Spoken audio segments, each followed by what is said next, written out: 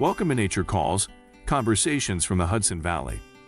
Our team's goal is to present science-based information about gardening and all things nature in New York's Hudson Valley.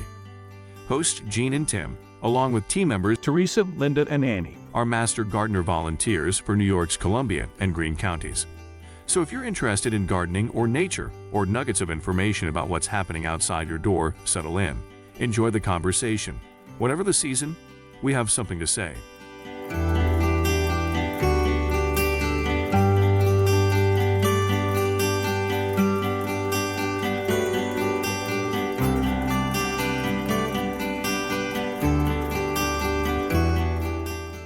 Hello and welcome to Nature Calls, Conversations from the Hudson Valley. I'm Jean Thomas. And I'm Robin Smith. Today we're talking with Steve Castles of Cedar Cliff Vineyard and Nursery in Athens, New York. Steve has written a book called Grapes of the Hudson Valley and Other Cool Climate Regions of the United States and Canada. You couldn't get it any longer? just because the title says Hudson Valley, but it's really not the Hudson Valley. It's like a whole bunch of the places. All right. So, yeah. He also writes articles for UMass Amherst, Rutgers University, and the Arnold Arboretum in Boston, Mass. Oh, and he has a schedule of speaking engagements all over the place. Today we're talking about the second edition, which is revised and updated to include New England grapes. Did I leave anything out, Steve? No, that's perfect. Good. But Steve is more than just a grape guy. In addition to operating a vineyard and making wine, Steve spent quite a bit of time for the past few decades serving as a full-time attorney for both the New York State Senate, 33 years, and the Department of Health, 3 years. His areas of legal expertise were things like healthcare financing, insurance law, racing and wagering, horse law, and municipal bond work. He was instrumental in authoring 25 or more laws affecting the oversight of wine and other alcoholic beverages, including how such beverages were made, marketed, and sold. Welcome, Steve. Thank you. Good to have you here. I don't even know where to start. This goes on. You have a long history personally, since the 70s, physically working in orchards and vineyards in the Hudson Valley. You grew up in Middle Hope and Marlborough, New York, where you worked at Ben Marl Vineyards as a teenager to pass law school 1973 to 1986. Then you moved to Athens, where you established a vineyard while still maintaining your vineyard in Middle Hope, of course, from 1975 to 2020. Then from 2007 to 2020, you were a winemaker and grape grower for Hudson Chatham Winery in Ghent, New York. From 1990 to present, you grow and propagate over 90 different heritage and cool climate grape varieties in Athens that you evaluate and make wine from. Briefly, you worked at Saba Vineyards and Milea Vineyards? Milea, thank you. But now have a permanent home at Dear Native Grape Winery of Walton, New York. Alfie Alcantara is the owner? Is the owner, yep. Okay. And his wife, Dina. And you serve there as a winemaker and grape grower. Yes, you I know, love them. I feel like I'm doing an episode of This Is Your Life, which nobody remembers but us. So, no. Okay. You're immersed in the hands-on propagating and winemaking and local history and heritage varieties. What's the greatest attraction for you in all this in-depth activity of yours? Or is that like asking, what's your favorite child? Oh, I would say there's several reasons. I mean, I grew up in Middle Hope, New York, next to my grandparents, and we used to talk a lot about like how things were grown then, and really from the 1920s forward, so I have an idea of how that was. So I like local history, and I like listening about that kind of stuff. And then also, too, the attraction is many people who want to remain in farming, you can do so, but you can't really sell your crops at wholesale anymore. If you have a vineyard, you have to have a winery, or you have to process your stuff. Same thing like apples. I mean, it used to be you could make a living doing processed apples. Now they need to be fresh apples. You have to have a farm stand. So a lot of my work is trying to set up things and identify grape varieties that could be used by growers that are productive, fungus disease resistant, but also too, they make quality wine. So if you want to have a winery, you can do it that way. Or if you don't want to have a winery, at least you can grow the kind of grapes that a winery would want to have at a higher price so that you can stay in business. So I'm much more involved with farming aspects as far as keeping farms around. So you have a lecture schedule that sounds very difficult to keep track of. One of your bios lists the topics you cover: wine, grape cultivation, 19th century American horticulture, and landscape architecture. I want to dig a little deeper into the historical and landscape facets of your resume. How did you get interested in those areas? And does it have to do with your family's deep roots in the Hudson Valley and the fruit and grape? Probably the latter. Okay. Like Andrew Jackson Downing and Charles Downing from Newburgh, New York, were the first landscape architects in the U.S. and actually pretty much in Europe also. They helped develop the Smithsonian grounds around the White House, Central Park. Many of the mansions that were in this area were done by them. So again, it's all kind of like local history. Like we lived in Middle Hope, and Andrew Jackson Downing is actually buried in the cemetery that's right next to our house. So you see all these people. Wow. So it was more that interest of that. So that again, it seems to me it's more local interest and people that were in this area. And what drove me to do more writing is because a lot of times I would read things that were about the Hudson Valley and they weren't accurate at all. I mean, in fact, we had one picture. It was a picture and it said grape varieties in Marlborough in 1920. And I looked at the picture and it was where I worked at Ben Marlborough, and it was taken in 1980. So it was like completely... And they gave the site of where the house or where it was like completely wrong. So it was like lie. It was wrong about everything. So, and what happens is that gets picked up because once you get on the internet or you do like internet kind of blog things and things like that, it becomes the truth and people just lift it and it goes that way. Yeah. So. Okay, I read your piece in the Arnold Arboretum's magazine, Arnoldia. Did I say that right? Yep, Arnoldia. Oh, cool. Titled The Prince Family, Pioneers of American Horticulture. I was interested for two reasons. One, I'm a history buff. Two, we just did an episode on John Bartram, a contemporary of the princes in the Revolutionary era. Can we hope for another book one day on horticultural history, please? I've got several that are in the works. Okay. What I'm finishing right now, and actually I'm doing the final galleys today, is a book on grape varieties that were developed in Korea. So I'm going back to Korea soon, but these are hybrids that were developed in Korea, but they use a lot of the grapes that were developed in the Hudson Valley. So grapes like Verdelais and Delaware and Campbell's Early and Himrod Seedless and Humilian. So a lot of the grapes that were developed here in the 1880s were brought to Korea and they've used them to make new hybrids. So, well, that's a switch. So that's the book. That's what that book is about. So that's great. So, and the other book that I'm working on is actually a full-length history of the Prince family.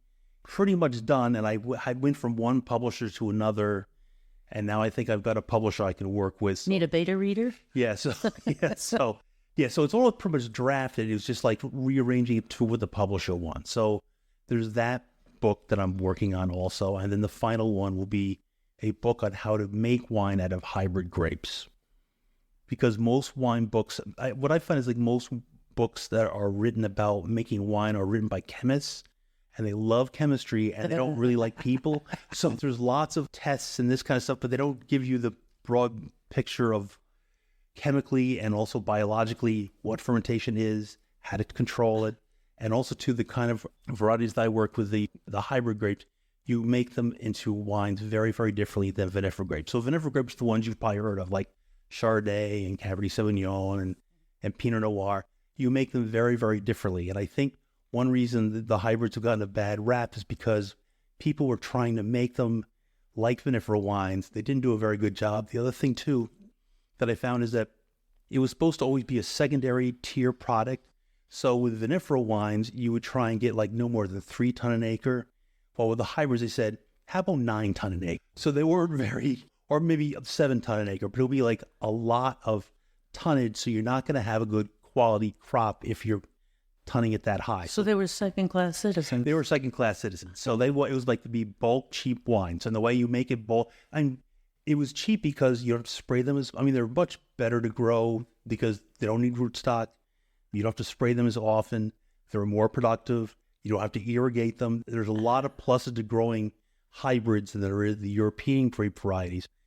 They're productive and they have a very different flavor profile. But I think what you found is like people wanted to make them as some of the university want to make it as bulk wines, and the way you make bulk wines is not only could they grow them cheaper, which they could, but they also wanted to get a lot more tons per acre, which meant that the quality was not as good. And sell them out of a box. Yeah, or whatever, or out of a tank or car. Yeah. So speaking of books, we're here actually to talk about your Grapes of the Hudson Valley, and we're talking about the second edition. This is the version expanded to include New England grapes, so it's a treat to read and appeals to many of our audience. I, too, am a lover of historical information, and it's always about the story first, then about the practical stuff. Have you always had this big picture approach? I think the devil's in the details. If you have a big picture, you still have to have the understanding of what's going on underneath. So I think I'm a detailed person from the standpoint of I grow grapes, but also too, there are certain trends that you can figure out by knowing the details of each different grape variety. Like when it comes to like hybridizing grapes, there's a grape called Chancellor, it's an okay grape, but basically whatever it has, it can transfer its genetic material very easily to other varieties and increases the quality of those varieties. So it's sort of like a racehorse. If you've got like a certain famous racehorse and it like has a whole bunch of colts, it's because it transfers that.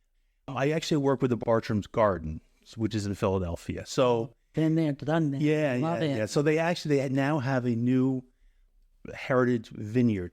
So what I did was I was supply most of the plant material for them. You need an assistant? Yeah, so it was very, very nice place. So I was there last November? No, last May, I think I was there. It is gorgeous. Yeah, it was great. I took the train to Philly, stayed a few days, went to the Bartrams, then came back and it did it that way. So yeah. So I work with them quite a bit. The book is an encyclopedia of grapes, but I like the way you divide it into small biographies of known varieties of hybrids, like the French hybrids and the American hybrids and the New England varieties, and how to actually grow them from planting to pruning. Was your goal to make this book a tool for the grape grower? Yeah. As well as, yeah. Yeah. And so, because Yeah. the book is gorgeous. It's a doorstop. You can haul it out into the vineyard with you, which I drag mine around with me when I go out and play in the yard. Because it's beautifully instructional. It's a detailed book on grape varieties. So, and it's organized differently than most other grape books because most other grape books do it either alphabetically or they do it like how cold hardy is. Not anything else, just cold hardy. The book has a lot on genetics of like what they did and why they did it. So really by organizing it by the hybridizer, you have an idea of where he or she, there's a few she's, where they lived, why they did what they wanted to do, and then you put all the grapes they did together that way. I found that a lot more interesting to kind of do it that way. Yeah, because if it's just a list of grapes, first of all, you have to know what you're looking for. And if you want to learn about them, then you got to figure out how to know what to look for. So your system and that helped. awesome. It helps with the Hudson Valley ones because there's a great book called Grapes of New York, published in 1908, and it does it alphabetically.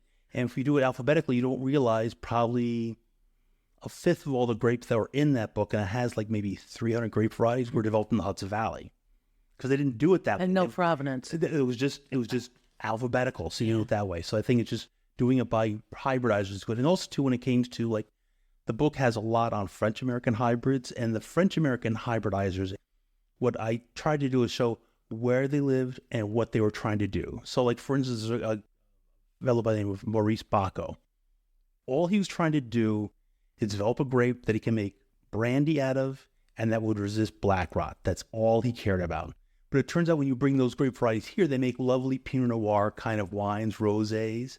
There's another fellow, Sable. All he cared about was growing things for a fairly bulk wine that would make something like a Merlot that would live in lime soils. And they had to live in lime soils because American grapes don't like lime. So, and French grapes, most of them, because genetically, they grow in lime soils. So he basically spent most of his time trying to create varieties that were fungus disease resistant, that were productive, that would make quality wine, that would live in lime soils. So, you have a nursery for propagating and evaluating the heritage grapes. Can you tell us a little bit about that? Sure. And again, once you have information on grape varieties that are really suitable for the area, and when I mean the area, I mean north of the Mason-Dixon line, all the way over to Canada, Korea, Japan, northern China. So it's that way. And actually I'm working with some people in Japan in addition to Korea right now. So, and eventually I'm hearing least that Korea book, it's going to be translated next into Japanese and Taiwanese. So, so we're kind of just doing it that way. So, but once you have this information, you have to propagate these grapes and get them out to people. So, and what happens is most commercial nurseries, they have enough grape varieties. So they don't really want to have more grape varieties because they have to like take something else off their, you know, of their list. So what I've been doing is working with mostly universities, with other grape growers and trying to get them to put these grapes in the ground. And once they're in the ground, then they can make wine out of them, and then they can sell the wine, and people say, oh, I like Bourdain, or I like Jefferson, or I like whatever. So if I can't propagate them and get them in the ground and get wineries to make wine out of them, a lot of this work is just, it's of historic interest, but not really practical. So you sound kind of like a pusher. A pusher? What do you call More of a Johnny Appleseed. I think a pusher has like a very bad accent. Well, you're just trying to lure people in. Yeah. So do it that way. But that's the main thing. And the other thing too is like I ship a lot of like, and actually I'm shipping a lot of my cuttings actually to the West Coast now because of all the heat that's going on there, particularly in Sonoma County and Oregon and Washington State, is they want direct producers that make lighter bodied red wines because at some point soon they're not going to be able to grow Pinot Noir anymore. There's a lot of red varieties that they won't be able to grow. So they are looking for something else. So I ship most of my cuttings to the West Coast. Also, there's the Washington State has a grape program there. And what I'm doing is I'm shipping my cuttings to them. And what they're doing is they're making sure that they're virus free.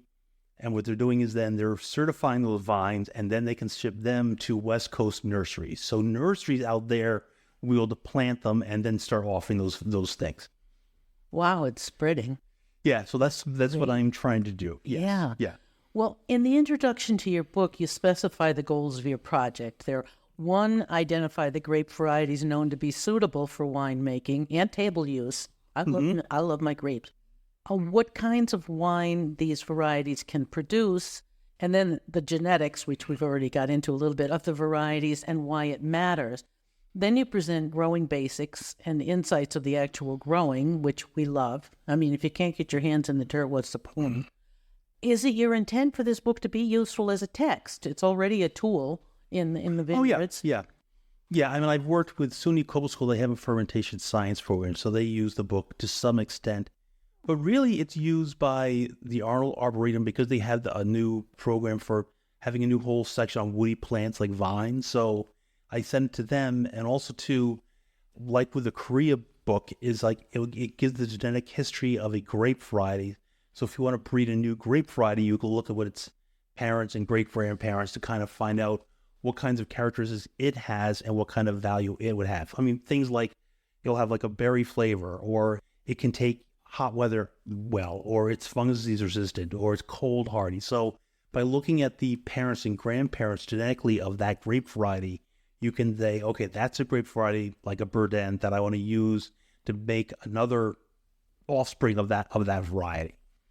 So I spend a lot of time with breeders, actually, a lot of private breeders. So mostly in Minnesota. So Minnesota, Arkansas, Pennsylvania, those are the breeders that I work with mostly.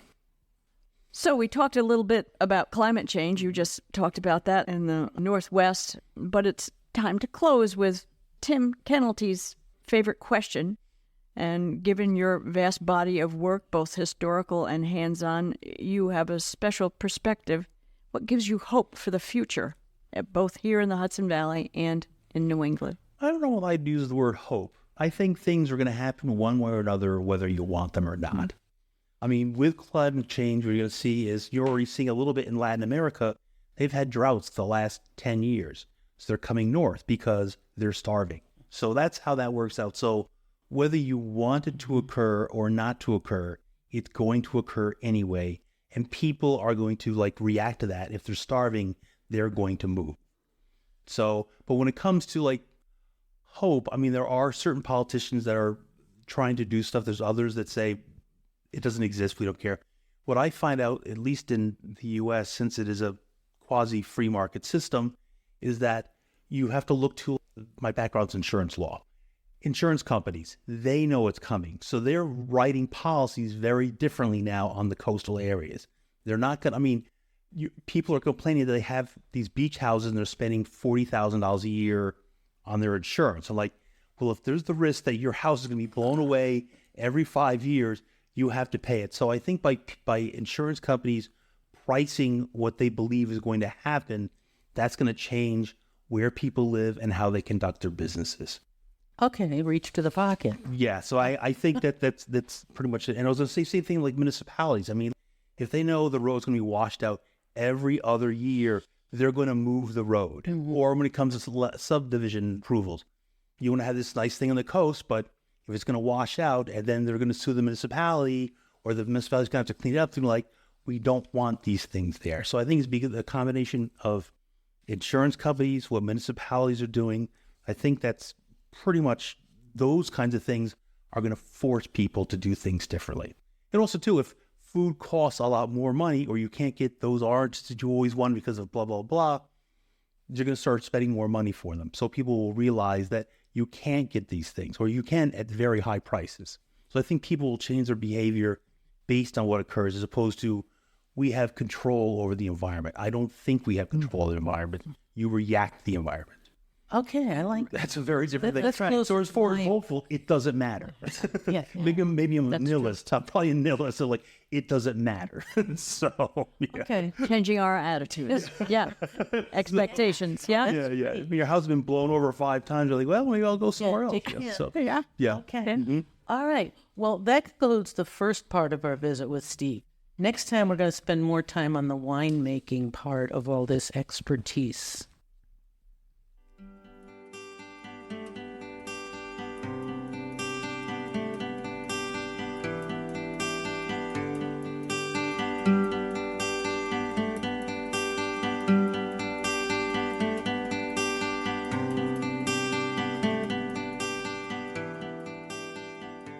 That concludes another episode of Nature Calls, Conversations from the Hudson Valley. We would like to thank Sandra Powers and Devin Connolly from Cornell Cooperative Extension of Columbia and Greene Counties for production support. And a special thank you to our listeners for joining us on this episode of Nature Calls, Conversations from the Hudson Valley. You can find links to any of the topics mentioned in this episode at our website at ccecolumbiagreen.org. Comments and suggestions for future topics may be directed to us at columbiagreenmgb@cornell.edu or on the CCE Master Gardener Volunteers of Columbia and Greene Counties Facebook page. For more information about Cornell Cooperative Extension of Columbia and Greene Counties, visit our website at ccecolumbiagreen.org or visit us in Hudson or in Acre. Cornell Cooperative Extension provides equal programming and employment opportunities